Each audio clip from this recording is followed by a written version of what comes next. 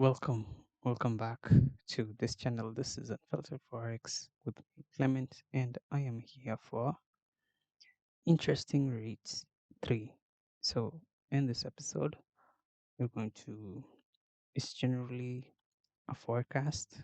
Um, I don't want to use the word prediction, but just a forecast of what I am expecting in next year for next year and yeah, what I think the market is going to do and how I am positioning myself for that year when the things start happening. So in this episode, we're going to discuss mainly about rate cuts.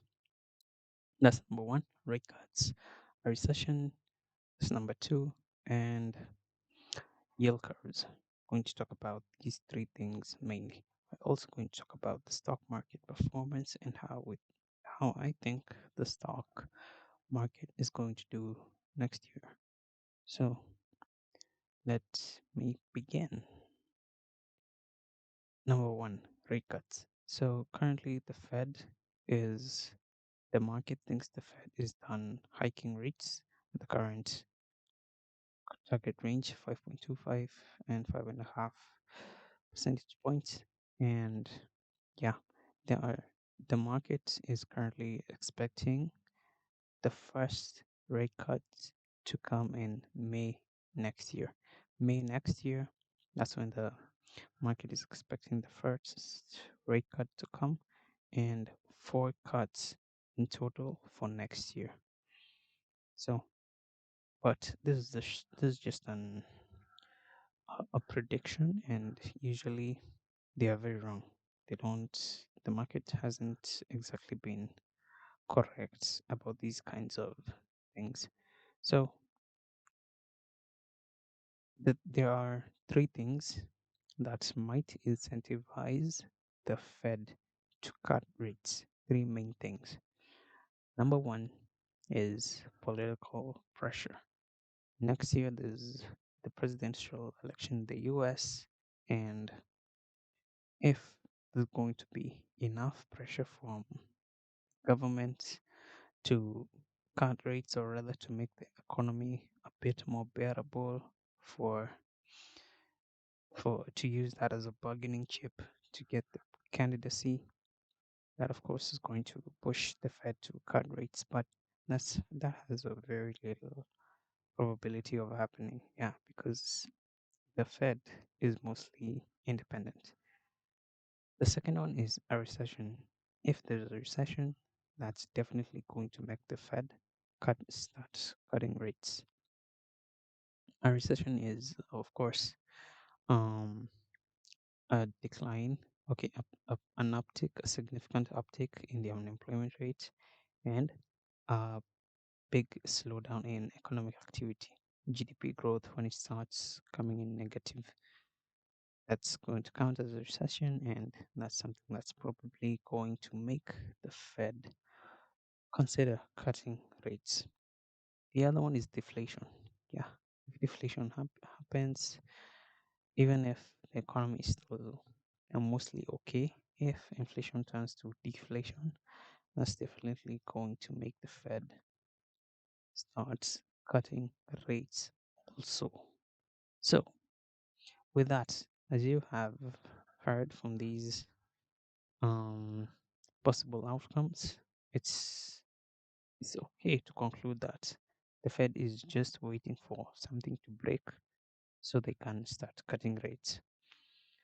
Inflation coming down and stabilizing at 2% might not be enough for them to start cutting rates. Why? It's simple because when you're treating a disease, you treat the disease and you also treat the cause. So, yeah, they also want not just inflation to come down, but also other areas of the economy to cool down enough to make the threat of inflation go away entirely. So, number one, stability in the labor market.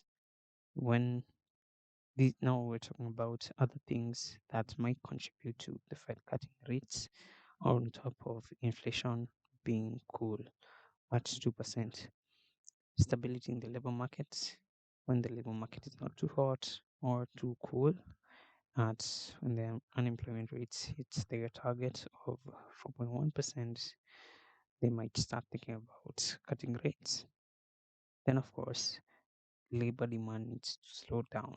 Labor demand is too much, and it's something that's keeping the economy tight, something that's keeping the labor market tight, labor demand.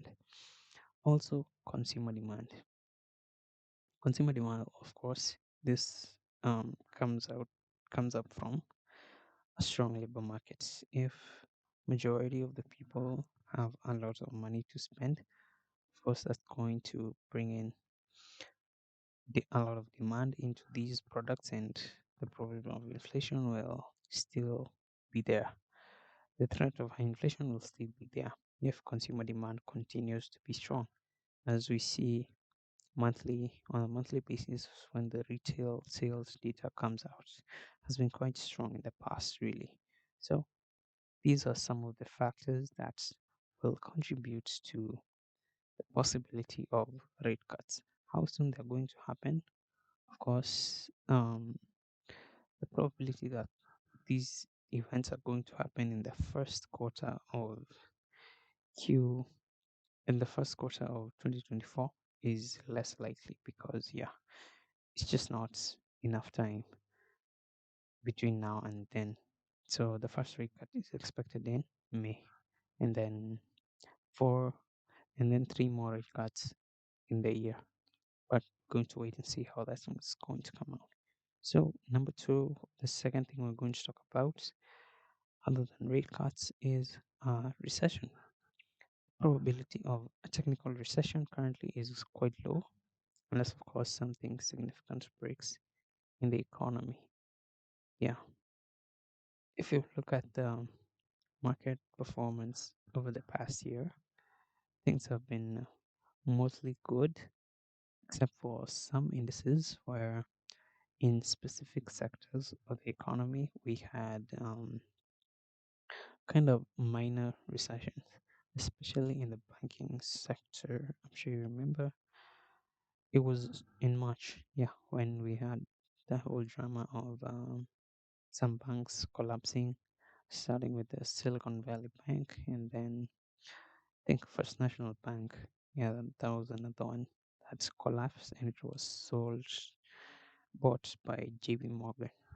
So that was something, and it passed. So a recession would probably come in name only, meaning possible outcome here is that there might be a decline in economic activity, there might be decline in sales volumes, there might be a decline in consumer demand, but that's just going to be it. It won't be this great big crash that everyone is expecting. So yeah, that's what that's what's likely to happen. So moving on, the possible outcomes is that slowdown in economic activity, like slow GDP growth, below average job growth, and nothing really extreme. So yeah, that will also count as a recession, but just a recession in name only. But that's it.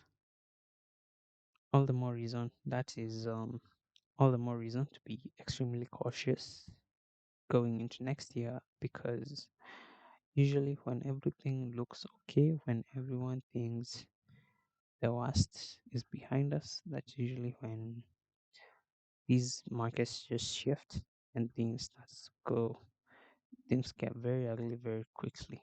Yeah, so that's another possibility. We'll be waiting, we'll be watching for that one. So now we're going to talk about stock market performance. Stocks are generally expected to do good next year. That is according to most analysts I've seen.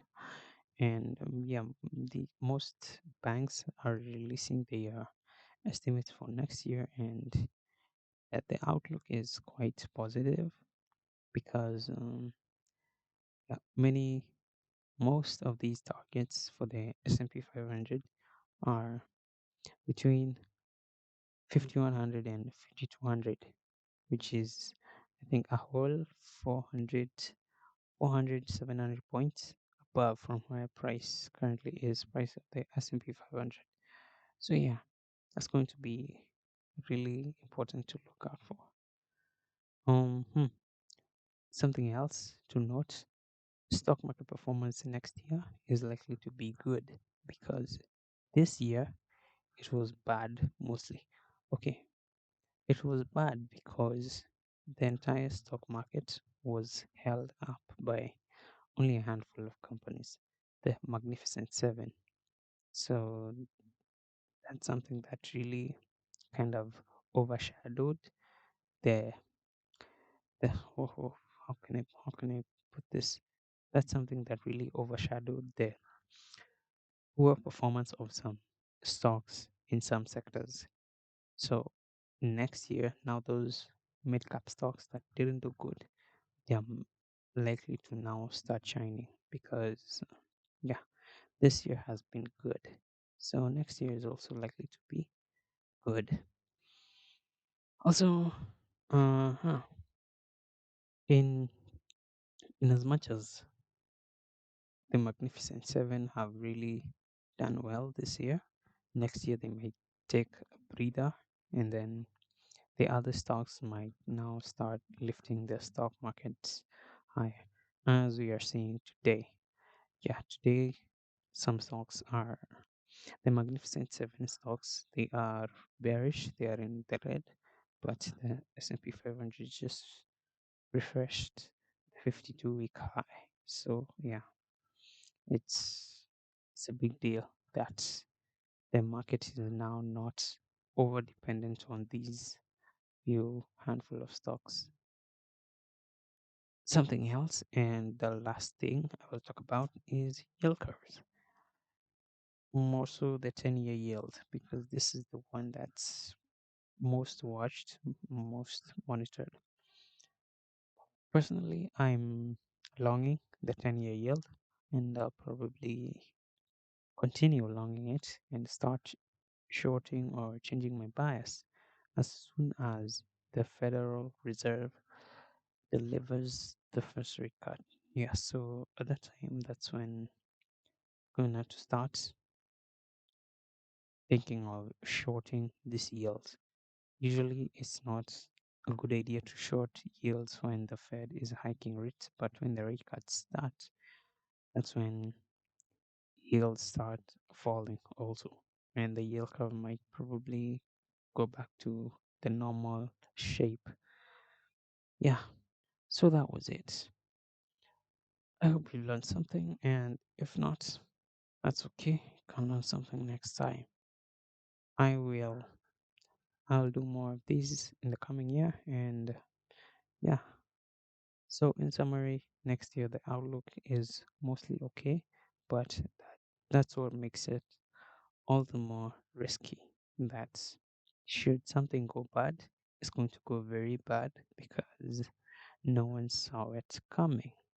So yeah, have a lovely day, have a lovely week, and have a lovely year next year.